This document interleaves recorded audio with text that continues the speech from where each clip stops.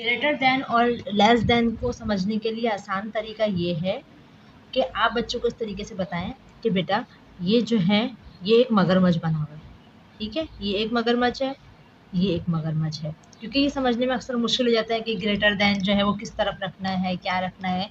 और आप उनको जब 2 नंबर लिख के देंगे जैसे 29 और 36, तो आप उनसे कहें कि जो भी नंबर बड़ा है, जैसे समझ लो ये खाना है, ये भी खाना है, तो जो जिस तरफ बड़ा ज़्यादा खाना है जो है मगरमच्छ उस तरफ अपना मुंह खोल लेगा। 31 और 49, तो ये 49 की तरफ ऐसे करके मुंह खोल देगा।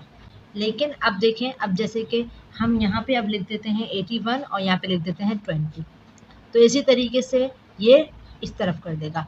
चलें, ये तो हो गया आसान तरीका। इसके अलावा अब क्या है, इक्वल्स टू से मुराद ये है कि दोनों नंबर जब बराबर हों, यहाँ भी 81 है और यहाँ भी 81 है, तो हो गया इक्वल्स टू। यहाँ भी 36 है और यहाँ भी 36 है, तो हो गया इक्वल्स टू। अब जो है बात यह है कि इसमें से ग्रेटर देन कौन सा है और लेस देन कौन सा है। ये तो अक्सर बच्चों को मुश्किल हो जाती है याद करने में। उसके लिए भी बहुत आसान तरीका है कि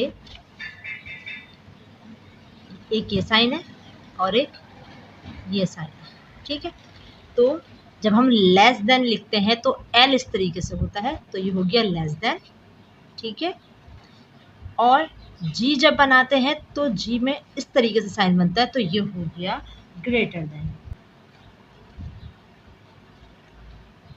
के लेस देन के लिए इधर है और ग्रेटर देन ये है। इससे बहुत ज़्यादा आसानी से याद हो जाता है। वीडियो अगर पसंद आई हो तो लाइक ज़रूर कीजिएगा, कमेंट ज़रूर कीजिएगा और अपने फ्रेंड्स के साथ शेयर ज़रूर कीजिएगा। जज़ाकल्लाह।